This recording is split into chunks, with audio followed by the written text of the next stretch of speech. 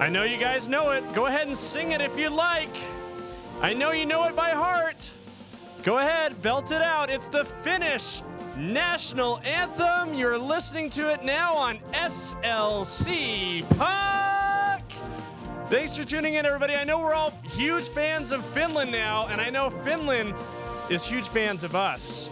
And we're happy to have a Finnish audience joining us today. I know everybody from Finland is crazy about what's happening in Salt Lake City. We got Lauri Markkanen, Juuso Valimaki, Matias Maccelli, and Olli Maatta. Oh my Maatta, can you believe it? We have so many Finns now dominating the professional sports scene in Salt Lake City. Maatta and Valimaki themselves named to the Finnish squad for the Four Nations Cup, which will be competing later this year in lieu of the All-Star game. Very exciting, very fun. Matias Maccelli left off the team, but I suspect things might change. I mean, these kinds of things, you know, there's alternates, there's scratches, you know, the roster's a little bit fluid, right? It wouldn't surprise me to see something happen there. But hey, super exciting, super fun, and I'm proud to be a part of the sports market most popular in Finland right now. I'm guessing that's the case. Salt Lake City, Utah is on fire in Finland. And hey, to all my Finns out there, I'm not sure if my merch ships internationally, but go ahead and give it a try. By the way, my name is Austin Facer. You're listening to SLC Puck. It's good to have you here. Let me just show you this. I got this cool clown show merch, which would look really good on a Finn, I think. I designed this myself with the help of ChatGPT. Super cool. So I got this. That's a great little bargain there for Christmas. So go ahead and check that out. You know, on your way to the sauna, this might be a cool thing to wear. Or you could rip it off right before you do an ice plunge. Or perhaps while you're herding reindeer. All things that I know Finns love to do. So super cool. Hey, by the way, did you know this? Finland is actually the happiest country in the world. I think they've won that title like 6 years running. And, you know, if you look at Lauri Markkanen, he's like kind of always smiling. And to be fair, I would be too if I was 7 feet tall and worth $300 million like Utah Jazz forward Lauri Markkanen is. But still, he had a big smile on his face, wishing congratulations to Olli Maatta and Juuso Valimaki for making the Finnish squad for the Four Nations face-off. And let's just hear a little bit from our good friend Lauri Markkanen, friend of the pod. Lauri Markkanen, let's see what he has to say to Mr. Juuso and Mr. Olli Maatta. Onnittelut Ollille ja Juusolle valinnasta Leijonin Four Nations -turnaukseen helmikuulla. Kiva päästä katsoa taas matseja. Tsemppiä. Okay, I don't know what he's saying, but I'm assuming it was something nice, something friendly, something encouraging. So that's super cool. That was kind of the big announcement of the day. Today is December 4th, holiday season in full effect here. As I said last episode, SLC Puck Studios now adorned with all the frills and tinsel. There's tinsel in rich abundance here at SLC Puck. And why wouldn't there be? It's a great time of year. I love the holiday season. It's a lot of fun. I love a good holiday sweater, so that I think that might be the theme for the month. But we're sitting here, and it's just a couple days after the Utah Hockey Club's most recent game, which was a 2-1 loss to the Dallas Stars, which featured a goal by Nick Schmaltz, who is on fire right now, in fuego, I think as they would say in Finland. He's got 3 goals. His last 2 games had been held scoreless up until this point. And, yeah, I'm choosing to take credit for what's happening to Nick Schmaltz right now, for the good work he's put in and the success he's seeing right now. I think me ripping my shirt off and revealing Big Nick energy across my chest and singing Schmaltz, Schmaltz, Schmaltz to the tune of Eye of the Tiger, which I did a few episodes ago, is what jump-started this hot streak that Nicky's riding on right now. So you're welcome, Nick. I'm happy it's going well for you. By the way, I'll just point this out right now. I noticed the last couple episodes, the audio has not been great, and I haven't been able to figure out why. And I don't want to figure out why. I just want to throw money at the problem until I fix it. So I went ahead and purchased a very expensive microphone that I hope will remedy the solution. And that should be here shortly. So hopefully when that arrives, that'll fix the problem. or unlock another ulcer. Who knows? We'll see how that goes. But again, if the audio is scratching this, it sounds good in my ear while I'm recording, so I don't know that it's bad until I get to the after the fact when it starts driving me nuts when I hear it afterwards and don't know how to fix it and get really stressed out. So bear with me, okay? I'm trying to fix it, all right? Jeez, it's a free podcast, for crying out loud. Take it easy here. Anyway, like I was saying, Utah Hockey Club, 25 games played, 25 matches into their first ever season. They're sitting at a 10-11-4 record, 24 points, 6th place in the Central Division. Puts them a little bit on the outside looking in. I believe they're about 5 spots out of the last wild card spot to get into the postseason. So they have an uphill battle. And if the data says anything, and sometimes it does, and sometimes it doesn't, you would come to believe that the Utah Hockey Club is probably not going to make the postseason in their first year. I think we kind of thought they would be a borderline playoff team to start the year. The Hockey News, who I love and know well because they pay me a little bit of money. By the way, the Hockey News, I'll say this, they pay me in like Canadian checks from like the Royal Bank of Canada, and my bank does not accept these checks. So getting paid, the money I get paid to do these has not hit my bank account yet because my bank doesn't know what to do with checks from the Bank of Canada, the Royal Bank of Canada, I would add. So whatever has to be done. If anybody has a direct line to Justin Trudeau, let him know that I'm having issues with the Royal Bank of Canada, and I need him to just Venmo me or something. That would be a lot easier. Anyway, by the way, I would add this: the Hockey News to start the year, the preseason yearbook edition projected that the Dallas Stars would be the preseason media darlings, and you can kind of see why when you watch that team. Again, they played Utah on Monday, and beat the Clubbers, beat our boys 2-1. It was kind of a goaltending battle, I'd say this. They went back. Utah went back to Karel Vejmelka in net, who played fairly well, as he has in his stint as the number 1 goalie, which is a job he may very well have taken for the rest of the year. We'll see how that goes. But Dallas's backup goalie, Casey DeSmith, also had a great game. He had 36 saves to hold Utah to just 1 goal, the one by Schmaltz, which I just celebrated. But Utah had a lot of high danger chances in that game. They just didn't get the bounce they're looking for. But I was really encouraged to see the ways in which they were trying to score. It was a lot of what Nick Olczyk talks about, the pistons pumping, the going north to south, getting to the net, crashing hard, playing with a purpose, I would say.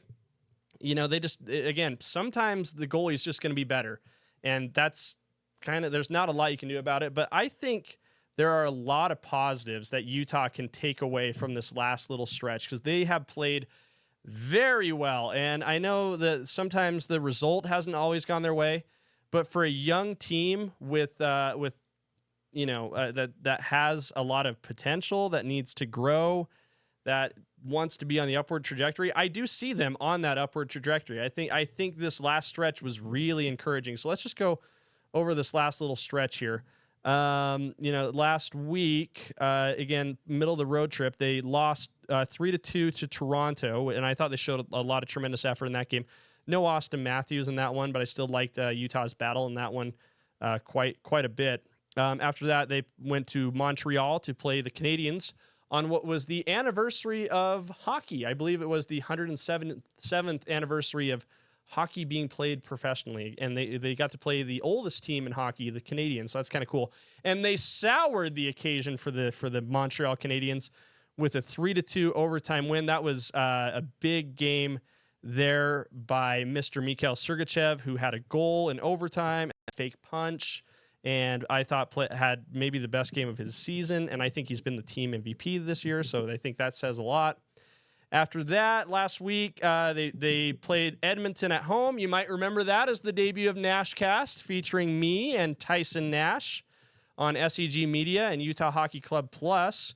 Replay is available, by the way, on those platforms, so if you want to relive the magic of my tepid performance on live internet streaming television, you could check that out. But that was a 3-2 overtime loss. We hung out with Chris Grenier, and watched them fall in overtime to the Oilers, but they still get the point. for an overtime loss. So I think that you can sort of put that in the positives there, especially against a team like Edmonton, which Tyson Nash believes is the front runner to win the Stanley Cup. He sees them picking up a lot of steam as they did last season, and he's their Stanley Cup pick. They are his Stanley Cup pick, which I thought was very interesting. After that, whoa, a 6-0 thrashing over the Vegas Golden Knights. That was a ton of fun. Again, I was at Beer Bar for that with the Puck Drop Boys and Jay Stevens from Utah Puck Report.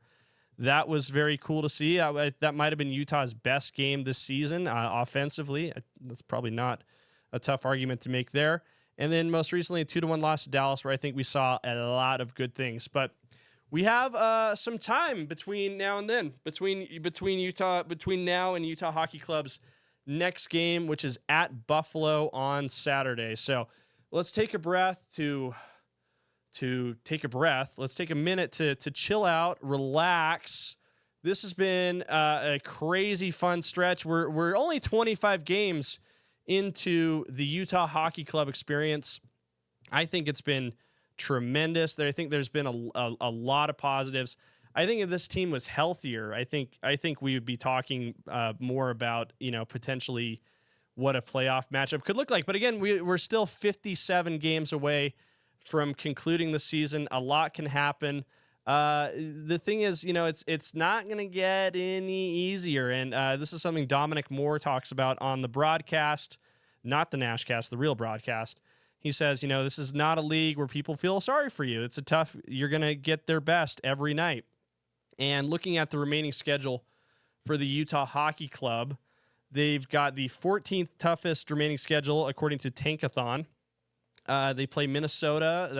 That'll be a tough matchup. Winnipeg 3 times, Toronto twice, and Dallas twice, just to name a few of their more difficult contests to finish out the season. So a lot of questions here. Again, we're talking like April, right? That'll be the end of the year. I believe the Coyotes' last game might have been like April 15th or 8th, April something of last year. So with that as a frame of reference, we have still quite a bit of time to go before this season wraps up, and we'll see where the Utah Hockey Club is at that point. But, there's a lot of questions that remain. Do they need to make a trade? Do they need to get a little bit more veteran presence? Do they need to find someone who can shore up the blue line? What adjustments need to be made? They need to get a little bit tougher, I think. They've taken a lot more hits than they've given, about 200 or 300 more hits taken than given. They're committing way too many penalties at the same time, which is kind of interesting. I think Maverick Lamoureux has had a lot of time to think about how much fun he's having at the NHL level sitting in the penalty box. He's already committed a team high number of penalties for the most penalized team in hockey. So I guess that's kind of an accomplishment to make, right, in your first year in the NHL. But I think you'll start to see the Utah Hockey Club decide which direction to go in the next little bit. I believe the trade deadline is March 7th. So it's around that time that things will really heat up, right? That's when you'll see trades like crazy with buyers, sellers, teams that are ready to contend, teams that are ready to resign themselves to not contending, I guess would be the nicest way to put it. But I do think you'll see some roster moves here in the next little bit. And again, I know I'm the Nashcast guy. I was on the show with Tyson Nash, and I was wearing the Utah Hockey Club regalia and all that. But again, let me emphasize, I don't know anything about hockey operations. I have no inside info. This is pure speculation, but I do think that you will see something happen here in the next little bit. So we'll stay posted for that. I've got my notifications turned on Twitter, which is Twitter, not X. It'll never be X. And so as soon as I see that break, I will retweet that for you guys. Again, you can like, comment, subscribe here on YouTube, but also give me a follow on social media platforms like Twitter at SLC Puck. I got the handles for all of them, so just you can find me wherever. So we'll see, right? That's the stuff at the big leagues. That's the stuff that takes up the front page of all the newspapers and websites here in Salt Lake City. But for me, the biggest story of the week, the thing that got me the most excited, was the announcement made today by the Utah Hockey Club that they are launching their youth hockey program and having signups right now for their on-ice ice hockey program. And let me tell you this, I think this is an absolute game changer for the sport of hockey in the state of Utah. And it gets my blood pumping. It makes me really excited about what's to come. It makes me wish I was 10 years old all over again, which if you've been watching the show for a while is a big theme. This I talk so much about, how I fell in love with the game of hockey when I saw the Mighty Ducks as like a little boy. I bullied my parents into taking me skating at the Bountiful Ice Rink, which was known as the Bubble back then. It was a horrific venue. It's been replaced by the South Davis Recreation Center, and the ice actually isn't that good at the South Davis Recreation Center, if we're being totally honest. But, obviously grew up. I did a year playing hockey up at the Weber Ice Sheet for the Golden Spike program, and then my dad and a few other parents founded the Davis County Youth Hockey Association, DCYHA, the Wind, which is still going strong to this day. I see a lot of kids in Davis County wearing DCYHA jerseys and gear, and that's really fun to see. Youth hockey is such a huge part of who I am and why I do the show. I talk so much about this, and I will talk about it until the day I die. If you go to the South Davis Recreation Center now, you'll see a lot of DCYHA trophies, Viewmont High School trophies that my dad Mod Podged together. My dad was not particularly crafty, but he put his heart into all these trophies for DCYHA that are still up there. If you go to this upper seating area at the South Davis Rec Center, you'll see all that good stuff. You'll see pictures of little me and my dad. So youth hockey is huge. It's a huge part of my story. And again, I feel super excited for the kids in the Salt Lake City area. And this program actually stretches beyond Salt Lake City, which I think is really cool. And so let me just flip over to my second screen here. So this is the details on ice hockey. Let me just read this little synopsis here. Learn to play ice hockey. Utah Hockey Club's Learn to Play programs are hitting the ice in January. Are your kids interested in hockey? Are you looking to get them involved? Check out Learn to Play programs that range from 6 to 8 weeks long and provide kids with instruction on the fundamentals of hockey. Learn to Play is geared towards kids 5 years old to 11 years old. Every participant will be given full gear to participate and have the chance to meet current and past players from the team. Get more information and sign up by clicking the links below. This is great. And look at all these programs here. It looks like it goes from Ogden to Provo, right? And there's programs at Mill Creek Commons, which is interesting because it's not really a rink. It's kind of an ice ribbon. But we'll see how there's kind of like a bigger skating circle in the middle for figure skaters to work on their stuff. So I'm guessing that's where the majority of that program will be. But it starts here January 4th in Ogden, and then April 19th is when they start down in Provo. So I would go ahead and check that out. Go to utahhockeyclub.com to see more information on that. It's to Ogden to Provo. That's a pretty wide area. That looks like I'm sure the space is going to be very limited. But I was looking through this today, and I was like, this is really cool. This is not only a great opportunity to teach kids hockey, to get them in the door. You never know where learning hockey at age 8 can take you. It can maybe, if you're lucky, kids, maybe you'll be doing a podcast in your mom's basement when you're 32. That's where you can go if you start playing hockey at 8 years old. And wouldn't that be a lot of fun? And maybe you can be on Nashcast too, and be happy as a clam, which I am, by the way. And but what is cool about this program is I think the cost is really good for everything you get in. So this program, 8 to 6 weeks long. So, you get all these great sessions on the ice. Ice time's not cheap, I would add. But the free gear, I think, is a really phenomenal program. And I believe it comes with everything in it. So, I'm not sure. Let me see how this goes here. Okay, so let's see. So you get the gear here. Let's just go through here. At what age? Okay, my child wants to play hockey. Start with some beginner skating class, all that. Here we go. More things here. More things. Reading here. There was more information I thought earlier. Let me just see here. Anyway, given full gear to participate. I'm not sure if you get to keep the gear, but I believe you can at least give it a shot. I was under the impression that you could keep it, but so let me know if you get more details on that, parents who sign up. But I think these programs like around $250, and I might be wrong on this. I was just taking a little cursory glance at this earlier today, but I mean, to get the gear is expensive, very expensive. Sticks are crazy. You don't need the nicest stick in the world to get started. You can get the high-end Dylan Gunther Bauer Twitch stick at Pure Hockey for pushing $400. You don't need that when you just start out. I would say that to parents. But this seems like a really incredible program.